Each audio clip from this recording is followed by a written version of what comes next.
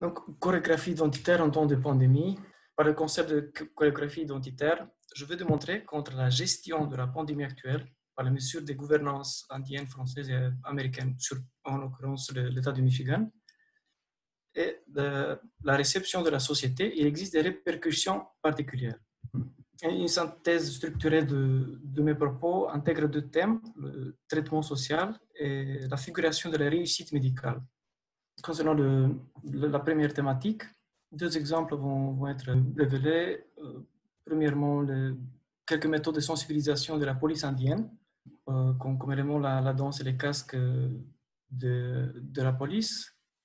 À la fin, le troisième exemple concernant l'opération Gridlock, un cas symptomatique du paradoxe démocratique au Michigan, qui s'est répandu après en plusieurs places reconnues aux États-Unis, mais non pas seulement, en Allemagne également. Et des exemples de la deuxième thématique, dans le cas du chercheur virologue Didier Raoult, le cas qui a créé une polémique, on verra pourquoi.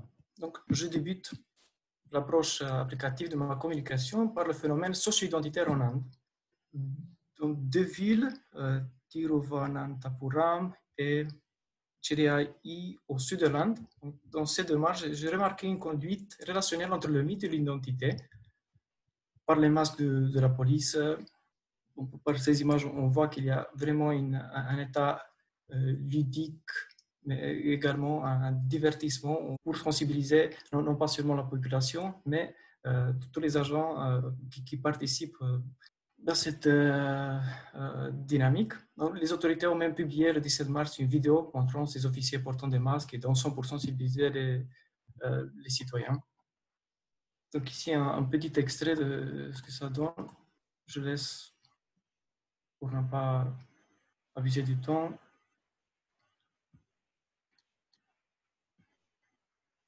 Bon, probablement, j'en reviendrai après. Il y a également des voiturettes, des vidéos. Et suite à cette tradition indienne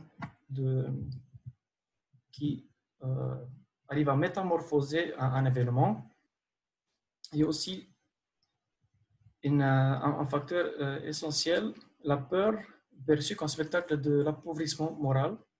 Afin de répondre à cette question titre, l'interprétation que je trouve porte sur la conclusion que ces éléments que je viens de révéler mènent à un résultat de l'efficacité composée par l'infantilisation géologique, l'imaginaire d'un divertissement adaptatif et surtout appel au mythe de la collectivité. Donc cette vulgarisation visuelle qui parvient à un rendement qui par ailleurs médiocrise la mentalité universelle de la population. Ensuite, le deuxième cas, messianisme médical, traite des actions du professeur-chercheur Didier Raoult. Il est né en Sénégal, il est devenu un réputé chercheur qui a choisi de ne plus faire partie de l'élite médicale. Il a quitté le comité scientifique national en dénonçant qu'il avait l'impression qu'il faisait partie d'un comité politique. Donc, actuellement, il est le chercheur européen dont les publications ont été les plus citées par la communauté scientifique internationale dans le domaine des maladies infectieuses. Et par ces dissociations, des équipes des scientifiques qui soulignaient l'importance méthodologique, il s'est séparé afin de prendre des décisions prometteuse au niveau des résultats face au traitement Covid-19. Plutôt un historique contestataire culturel qui tourne autour des enjeux idéologiques, puisque il y a toujours le débat entre le Paris et la Provence, la signification d'une élite gouvernementale, médicale et un subversif, un chercheur subversif. D'un côté, de l'autre côté, c'est la société qui toujours en attente, qui réagit à cette polémique médicale scientifique. Donc, les médias soutiennent cela. Déjà, il est conçu comme un futur lauréat Nobel. Parle d'un engagement médical et cela crée l'effet Raoult. Et juste pour faire preuve de ses compétences, il est cité comme le premier expert dans le domaine des maladies infectieuses.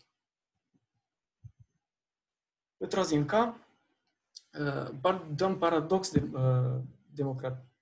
démocratique, donc des libertés réclamées par 4000 manifestants qui ont rejoint l'opération Gridlock à la capitale du Michigan, Lansing, le 15 mai, et se sont réunis pour exiger la fin des mesures de confinement ordonnées par le gouverneur du Michigan et pour exiger la réouverture des entreprises et des écoles.